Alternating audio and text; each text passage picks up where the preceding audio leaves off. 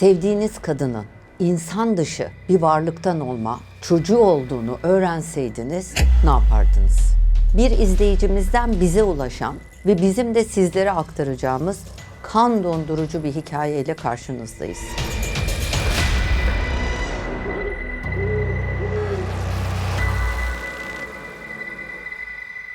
Sizler de kendi yaşadığınız hikayeleri bizimle paylaşmak isterseniz, benim anlatmamı isterseniz aşağıda Volkan size e-posta adresimizi koyacak, oraya yollayabilirsiniz. Videolarımızın izlenmesi çok yüksek. Bu yüzden size gerçekten teşekkür ederiz. Eğer hype ve like yapmayı unutmazsanız bizi daha tanımayan başka insanların önüne çıkma şansımız da olacak. O yüzden lütfen yapmayı unutmayın.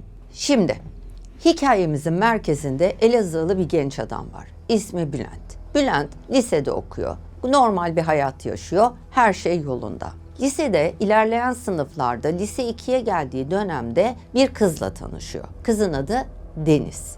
Deniz'le Bülent'in arasında romantik bir ilişki başlıyor. Birbirlerinden hoşlanıyorlar. Buraya kadar her şey normal gibi, fakat Deniz'de sıkıntılar var. Nasıl sıkıntılar diyeceksiniz. Deniz çok kötü, sıkıntılı rüyalar görüyor. Rüyasında ne gördüğünü sabah kalktığında hatırlamıyor. Fakat şöyle, kalkıyor, vücudunda çürükler, morluklar, gece sanki uyumamış da savaştan çıkmış gibi. Çok yorgun, bitkin, halsiz bir şekilde uyanıyor. Fakat kesinlikle hatırlamıyor. Bu rüyalarını Bülent'e anlatıyor.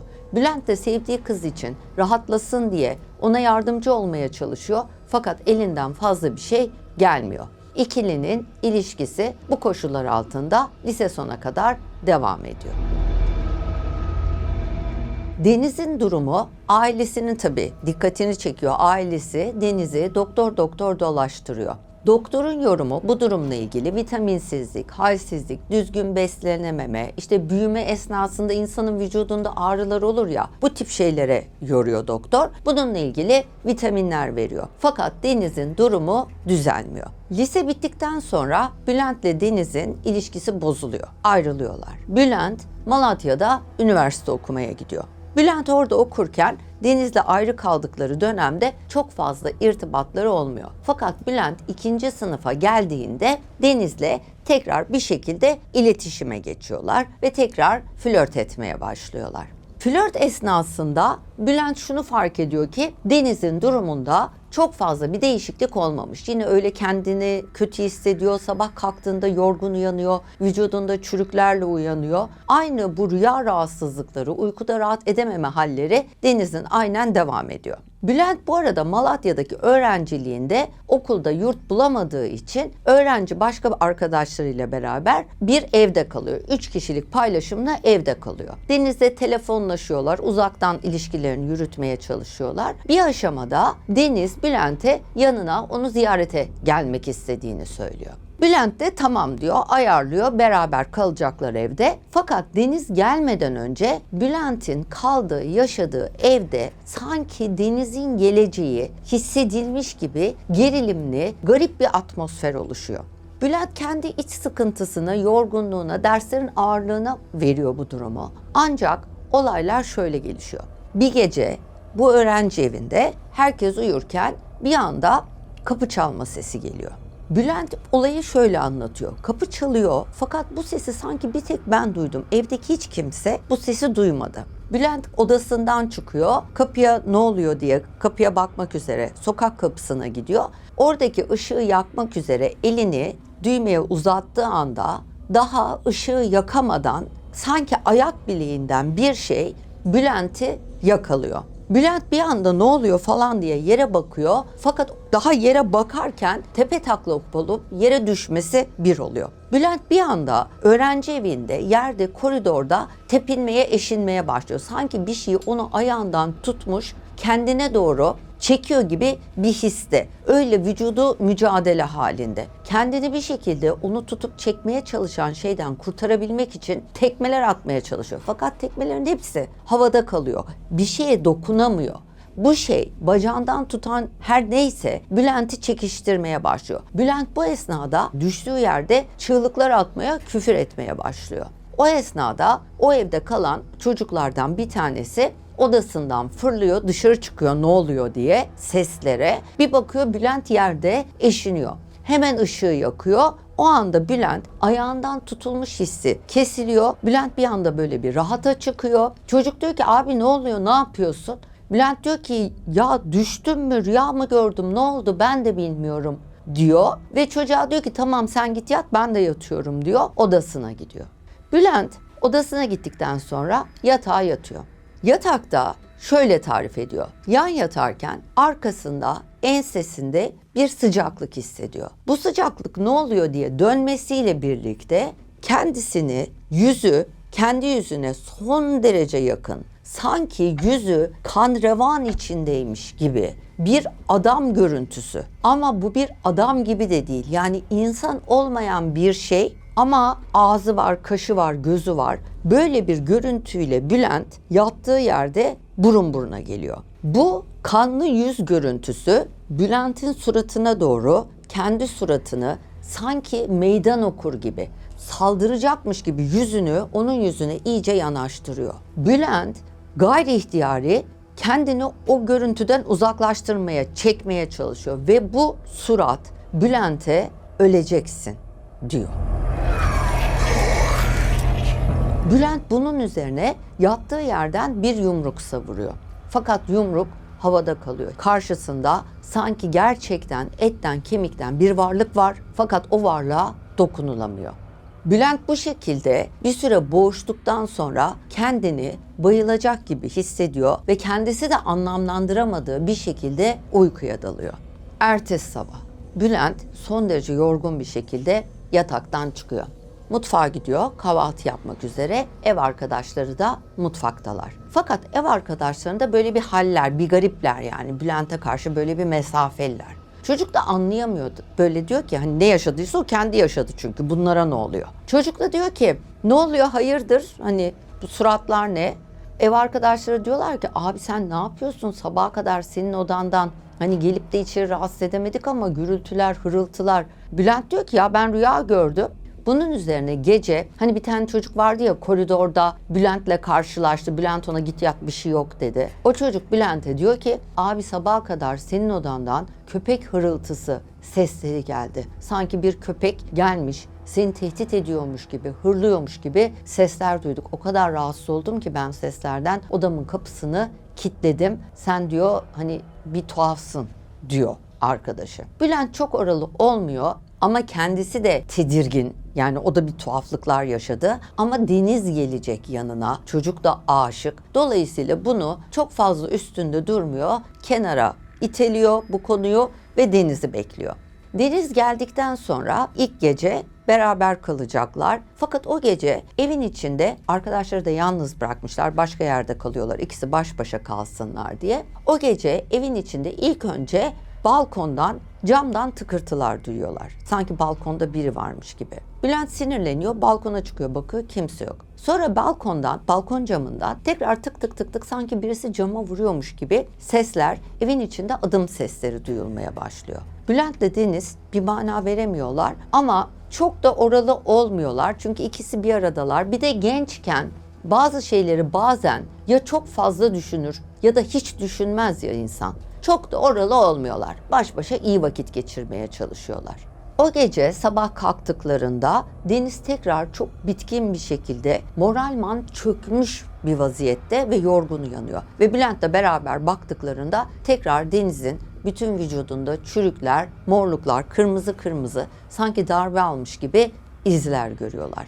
Aradan zaman geçiyor. Bülent üniversiteyi bitiriyor. Malatya'daydı ya Bülent, üniversite için Malatya'daydı. Elazığ'a geri dönüyor. Deniz de zaten Elazığ'da. Orada ilişkilerine devam ediyorlar. Bülent orada okulda bitti ya orada kendine bir düzen kurmaya çalışıyor. Fakat bu dönemde Deniz'in sıkıntıları, bunalmaları, uykusuyla ilgili problemler, gece uyuyamamaları devam ediyor. Hatta şöyle oluyor. Geceleri Deniz Bülent'e telefon açıyor. Diyor ki ben çok korkuyorum, uyuyamıyorum. Yani bir tek senle rahat edebiliyorum. Seni gördüğümde rahat ediyorum. Hani seni nasıl görebilirim? Fakat Bülent'in de kızın ailesi evde, eve gitme durumu yok. Bülent olayı şöyle tarif ediyor. Ben gidiyordum geceleri Ortalık incin top oynuyor. Ortalıkta kimse yok. Deniz'in evinin aşağısında camının önünde sokakta bekliyordum. Deniz camdan bana bakıyordu. Benim orada olduğumu gördüğü zaman anca rahat edebiliyordu.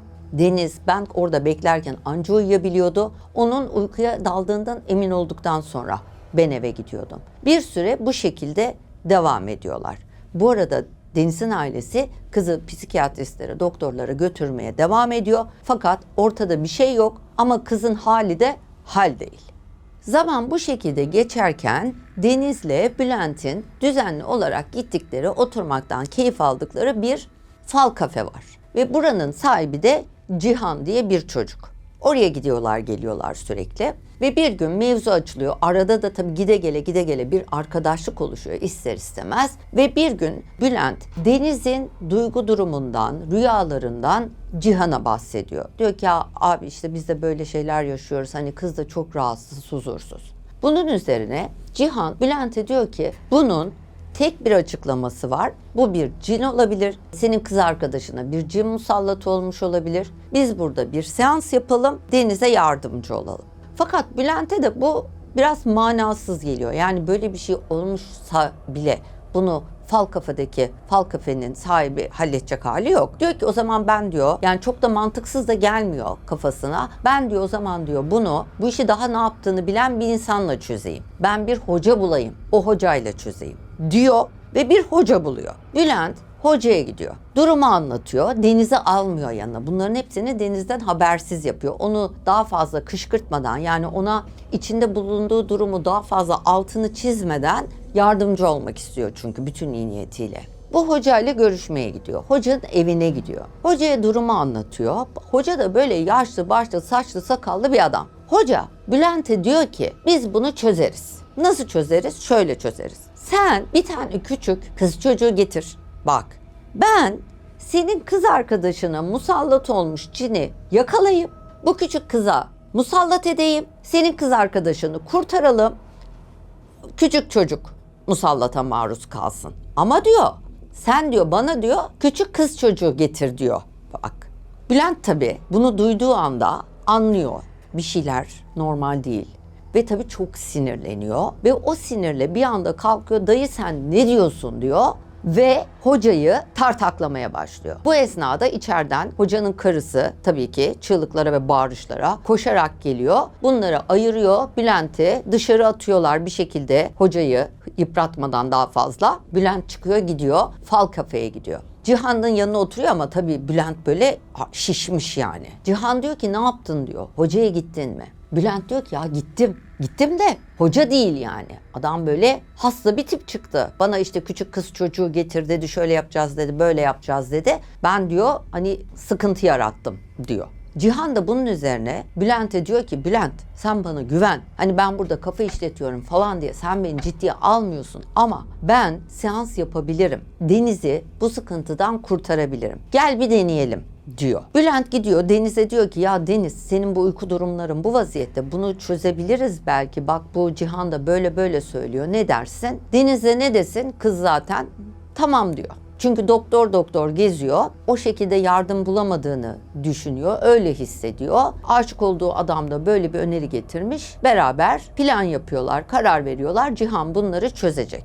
Mekan Bülent'in evi. Bülent'in evinde Cihan, Bülent, Deniz buluşacaklar ve seans yapacaklar. Evde bir araya geliyorlar. İlk önce Cihan hazırlıklar yapıyor. Bir tencere hazırlıyor. Tencerenin içine su koyuyor. Sonra bu suyun içine bir takım böyle kağıtlara Arapça ama ne olduğu anlaşılmayan bir şeyler yazıyor. Onları da tencerenin dibine, suyun içine koyuyor. Bir takım işte hazırlıklar yapıyorlar. Şimdi burada bize detaylı geldi ama ben böyle tek tek madde anlatmayayım. Hani öğretiyor gibi de olmasın. Bir takım hazırlıklar yapılıyor ve bundan sonrasında Cihan'la Bülent odadan çıkacaklar. Şimdi şöyle, Cihan diyor ki Deniz'e, Deniz sen burada oturacaksın, konsantre olacaksın, bu tencerenin içine bakacaksın. Biz seni dışarıda bekleyeceğiz. Eğer burada tencerenin içinde bir şey görürsen sana bir şey mi söylemeye çalışıyor, ne yapıyor? Dinlemeye çalış, anlamaya çalış. ne olduğunu diyor. Ve iki genç delikanlı dışarı çıkıyorlar, kızı odada yalnız bırakıyorlar. Dışarı çıkıyorlar ve çok kısa bir süre sonra içeriden, denizden sanki etinden et kopuyormuş gibi çığlıklar gelmeye başlıyor. Koşarak içeri giriyorlar. Önce Cihan giriyor fakat Deniz çırpınıyor tencerenin başında. Hemen arkasından Bülent içeri giriyor. Bülent içeri girer girmez Deniz bayılıyor. Deniz bayılınca Bülent bir anda Arapça konuşmaya başlıyor. Arapça önce dışarı çık diyor. Dışarı çık, dışarı çık, dışarı çık diye tekrarlıyor. Gayri ihtiyari yapıyor bunu.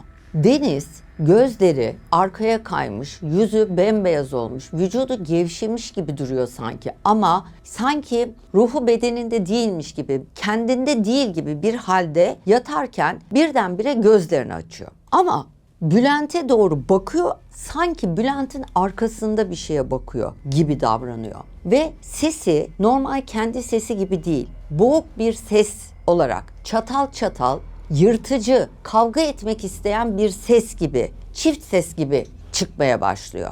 Ve şöyle diyor, la diyor. La Arapça hayır demek. Bunun üzerine Cihan araya giriyor ve Deniz'e doğru Türkçe biliyor musun? Türkçe biliyor musun? diyor. Çünkü Cihan Arapça bilmediği için. Deniz evet diyor. Bunun üzerine Cihan bu kızdan çık, bu kızı bırak, bu kızı terk et diyor. Üst üste bunu söylüyor. Ve Deniz olarak ama sanki başka birisi gibi Cihan'a dönüp hiçbir yere gitmiyorum, bu benim karım, ben Deniz'le evlendim diyor. Ve Deniz tehditler savurmaya başlıyor. Deniz görünümündeki canlı insan tehditler savurmaya başlıyor. Sizi öldürürüm, sizi mahvederim diye bağırmaya başlıyor ama garip bir ses, böyle ağzından köpükler saçarak. Ve sonra kız bayılıyor. Kız bayıldıktan sonra ortalık bir sakinleşiyor. Herkes bir sükunete kavuşuyor. Kızı ayıltıyorlar, işte kendine getiriyorlar. Ama Deniz hiçbir şey hatırlamıyor. Ne olup ne bittiğiyle ilgili en ufak bir fikri yok. Bülent de kıza şöyle oldu, böyle oldu demiyor. Oradan çıkıyorlar, herkes evine dağılıyor. Bu olaydan sonra Bülent'in bayağı bir huzuru kaçıyor. Yani kızla ilişkisi bozulmuyor ama siniri bozuluyor. Sanki bu yüzleşmeden sonra, bu karşılaşmadan sonra Bülent'e takmış, Bülent de onun radarına girmiş gibi bir duyguya kapılıyor. Ve sürekli böyle kendini gergin hissetmeye başlıyor. Ama Deniz'le olan ilişkilerinde bir sıkıntı yok. Hatta ilişkileri daha da ciddileşerek devam ediyor. Evlilik planları yapmaya başlıyorlar. Bülent diyor ki ben KPSS sınavlarına hazırlanacağım. Sınava gireceğim. Hani ona göre bir işe gireceğim. İşe girdikten sonra Deniz'le evleneceğiz. Ondan sonra her şey daha güzel olacak. Belki aile evinde rahat değil. Belki ondan bunları yaşıyor olabilir. Biz ikimiz beraber olduğumuzda, ikimiz baş başa olduğumuzda her şey daha güzel olabilir diye bir yerde kendini avutmaya çalışıyor. Bu dönem bu şekilde devam ederken Deniz'de böyle bir miktar rahatlama oluyor. Bu rüyalar konusu kapanıyor. Sanki rüya görmüyor artık. Kötü rüyalar görmüyor. Vücudundaki çürümeler, morarmalar da duruyor. Fakat bu sefer de Bülent'e bir haller oluyor. Bülent'te böyle bir evde duramamalar, bir huzursuzluklar, gece sabahlara kadar sokaklarda dolaşmalar, böyle bir eve girip rahat rahat uyuyamamalar. Böyle bir duyguya geçiyor Bülent. Ama kendini şöyle rahatlatıyor. Diyor ki ben hani iyi değilim ama en azından aşık olduğum kız, sevdiğim kız iyi, rahat etti. Hani en azından kendimi böyle teselli edebilirim diye düşünürken Deniz'de sıkıntılar tekrar başlıyor.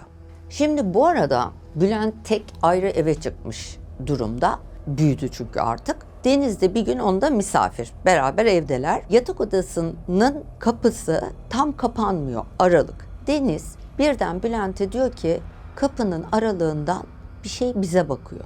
Bülent şöyle dönüyor, bakıyor ve şöyle bir sahneyle karşılaşıyor. Bülent kapıya daha yakın, Deniz daha geride. Dolayısıyla Bülent daha net görüyor ne olduğunu. Kapının aralığında hani Malatya'da garip bir görüntü görmüştü ya, kanlı bir surat görmüştü. Böyle öfkeli yüzüne yanaştırmıştı Bülent'i. Aynı şey, o neyse kapının dışında ve tavandan aşağıya sarkmış gibi bir halde odadan içeriye bakıyor. Bu kanlı yüz görüntüsüyle karşılaşıyor Bülent ve hemen odanın kapısını kapatıyor. Deniz'e diyor ki yok hiçbir şey yok, sana öyle gelmiş hani gölgelerden dolayı diyor. Kız tedirgin olmasın diye kıza bir şey söylemiyor. Bu olaydan birkaç gün sonra yine Deniz Bülent'lerdeyken Bülent telefonla konuşacak. Deniz de diyor ki ben de bir duşa gireyim o zaman, bir duş yapayım. Bülent de telefonla konuşuyor. Fakat bayağı bir dalıyor. Ne kadar vakit geçtiği, Deniz'in evde olduğunu falan unutuyor. Sonra bir bakıyor, bayağıdır telefonda konuşuyor ve Deniz'den ses yok. Hemen telefonu kapatıyor, banyoya gidiyor, banyo boş. Deniz banyoda değil. Evin içinde böyle tedirgin de bir şekilde Deniz'i aramaya başlıyor. Kızla mutfakta karşılaşıyor. Deniz belden yukarısı çıplak, arkası mutfak kapısına dönük. Alnını mutfak duvarına yaslamış. Böyle yumuşak yumuşak alnını mutfak duvarına böyle vuruyor, dokunduruyor, çekiyor. Dokunduruyor, çekiyor. Ama giyinik değil. Bülent bir anda Deniz'i bu şekilde görünce panik oluyor. Hemen üstünden eşofman üstünü çıkarıyor, kızın üstüne sarıyor ve o anda mırıl mırıl Deniz'in bir şey söylediğini fark ediyor. Pıtır. Ama ne söylediğini anlamıyor. Bülent hemen Felak ve Nas suresi okumaya başlıyor kıza ve kız o anda bayılıyor ve sonra kendine geldiğinde tekrar hiçbir şey hatırlamıyor. Bu olayın ardından Bülent'in iyice sinirleri bozulmaya başlıyor. Huzuru iyice kaçıyor. Yani bir şeyler oluyor. Adını tam koyamıyor. Yani adını koymak da istemiyor. Ama mutsuz. Ama kızdan da ayrılamıyor. Böyle olur olmaz saatlerde eve girip çıkmaya başlıyor. Evde çok fazla duramaz oluyor. Daha fazla dışarıda vakit geçirmeye, gece sabaha kadar sokakta yürümeye falan başlıyor. Bir gece sabaha karşı Bülent eve geliyor. Ve gerçekten yorgun, bitkin bir şekilde kendini yatağa atıyor, vurup kafayı biraz yatacak.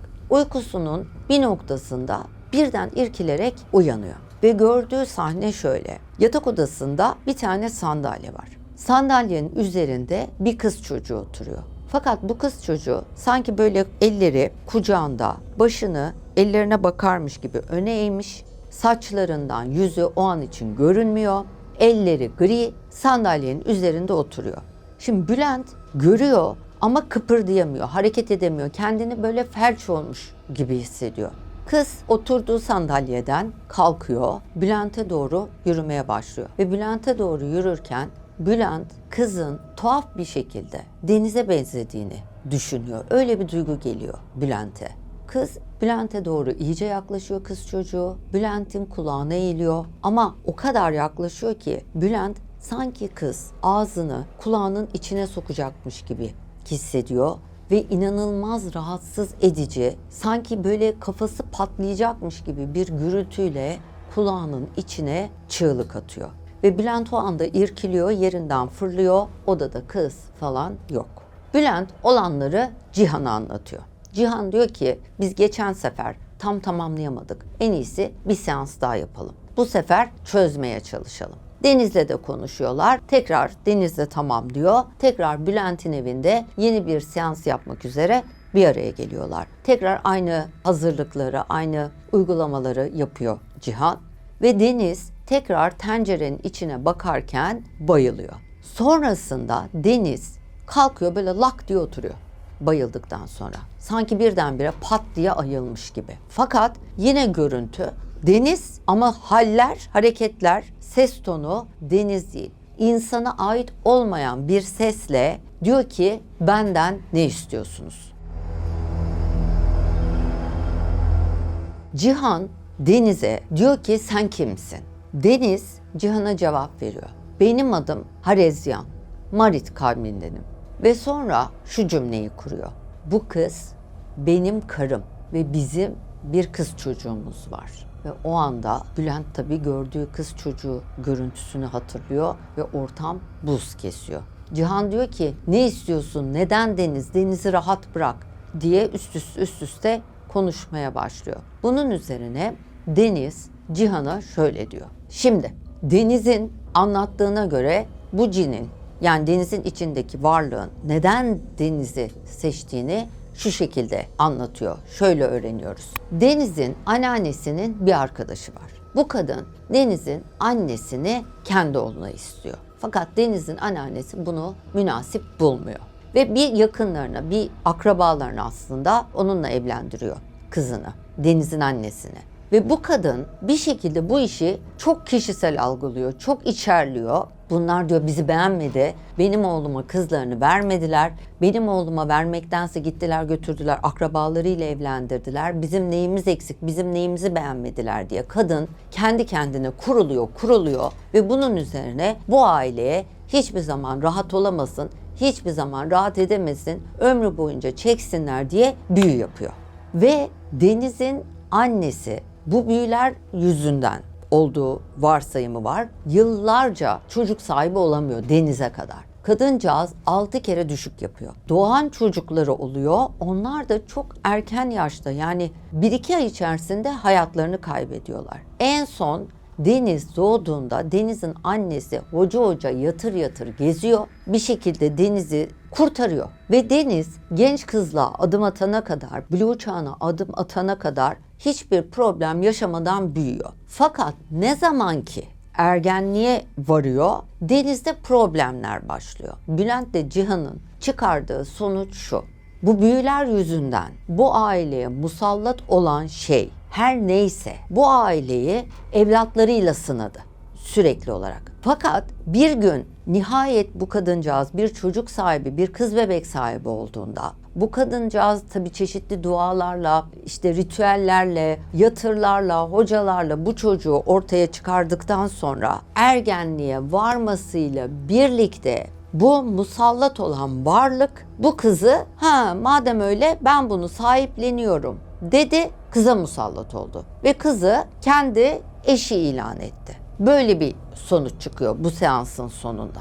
Ve seans bittikten sonra Bülent artık bunları daha fazla saklayamayacağını düşündüğü için Deniz'den hep anlatmıyor diyor ona. Çünkü kız hatırlamıyor sonrasında ne olduğunu. Anlatıyor. Diyor ki Deniz bak böyle ve Deniz diyor ki evet diyor gerçekten benim annem benden önce defalarca çocuk yapmaya uğraşmış ama olmamış. Hatta bazı kardeşlerim doğduktan sonra hayatlarını kaybetmişler. O yüzden diyor hani benim üstüme çok düşerler, ben olmuşum. Kız da kabul ediyor bu durumun gerçek olduğunu. Bu seanstan sonra artık bu ilişkinin iyice tadı kaçıyor. En azından Bülent cephesinde öyle.